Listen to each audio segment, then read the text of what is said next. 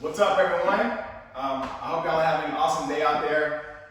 Here I am at the Friendswood deal, guys, and I just want to kind of break down some things to you that I wish I would have known before getting into my first fix and flip. Number one, guys, the most important thing to have is contractors. If you have contractors, it can make your rehab process a headache. A lot of things you can do on your own, and a lot of things you're going to need a contractor for, okay? So obviously, I know some of you guys may be experienced fix and flippers. Some of you guys just may be wholesaling, looking to get into your first flip. But as you are doing this whole wholesale process, getting title companies, getting cash buyers and things like that, while you're doing this, guys, get some good contractors involved. And when you're talking to these other wholesalers and these other fix and flippers, when you go into these properties and when you're driving in these neighborhoods, when you see people working on properties, get that information. Listen to me. It is HELL, trying to get a contractor on your job at the right price and at the right terms and at the actual right timeline as well. It could be madness, okay? So I just want to go ahead and throw that out there as well. The second thing is you want to make sure that you have all the mechanics of your property working before you get into the rehab process. So what am I talking about? I'm talking about foundation. I'm talking about the roof. I'm talking about the fascia and the soffit around the roof. I'm talking about the electricity, the electric panel box, the flow of electricity inside of the house. I'm talking about AC, okay? Is it window units? Is it a central AC?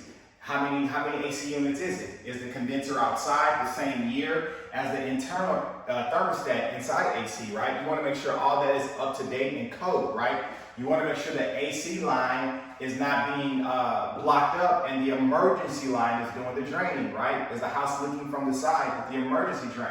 You want to check that out, okay? You want to check the plumbing, okay? You want to make sure that the house has good flowing water, there aren't any active water leaks, and you want to make sure that the sewage line is running as well. There are ways to check that. And then obviously you want to make sure you want to look at the internal costs of the upgrades of the house. New flooring, new border and trim, baseboard.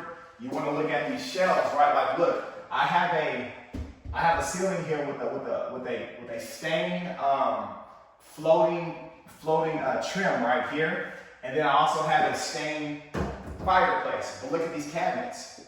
These cabinets are off. I gotta get new cabinets and stain them. And if you look, hopefully you can see it, but there's 3 cabinets here, and then there's 2 here, right? So what does that mean? Why is that even off? Because there is a electrical outlet that's here, and you don't want to put a shelf right there where the outlet is. Imagine the shelf being right here.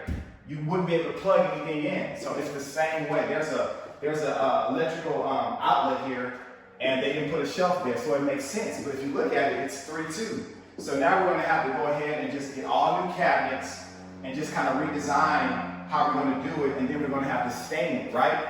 Let's talk about the structure of the house, okay? What's going on with the kitchen, right? How is the kitchen? How are the cabinets? How are the countertops? What's going on with the bathroom vanities? What's going on with the drywall? You want to make sure all the walls have the correct angle. Some of the walls may be bulging out. Okay, is that foundation issue? Or is that an internal framing issue, right?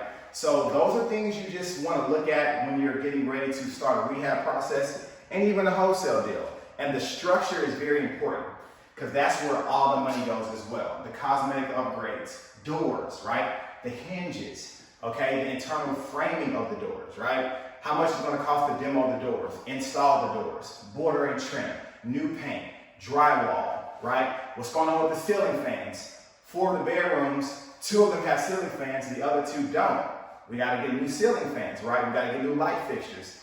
These old school sliding doors, do we want to put new doors, or do we want to continue to have those doors and just repaint them, right? There are so many just little intricate details that go into flipping that you will not learn until you actually jump down into the process. No matter how many videos you watch, no matter how many people you speak with, there are just some things you're going to have to learn by a trial and error and actually going through the process. I'm going to say that again.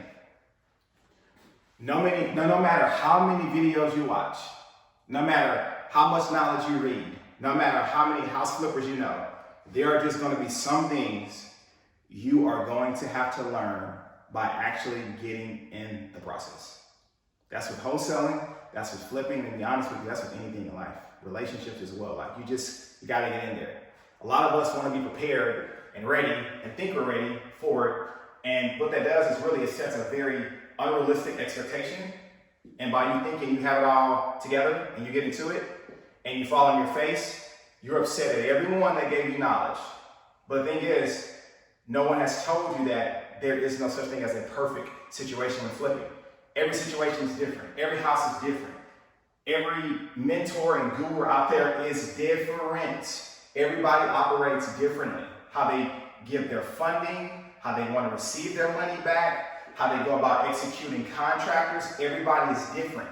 So you may have a partner you're working with, right? So you got to understand these things if you want to be successful, okay? So it was frustrating. It is frustrating, right? Because it's something new for me, but I asked for it, right? And I'm going to receive it and I'm going to get through with it. But I just want to come here as a testimony right now, just letting you know what's going on, guys, here. And that's what it's been like for me for so far since I closed on one hotel. I'm getting ready to actually sell it.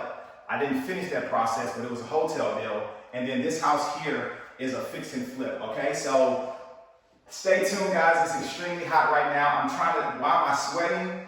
I have electricity in here, but I'm saving money because I have a prepaid electricity service, and I do not want to use the power if I don't have to, okay? So I'm going to save the power for when my contractors are here, not for when I'm shooting content. So yes, I am sweating right now, but I'm not going to spend money on running the AC in here, no.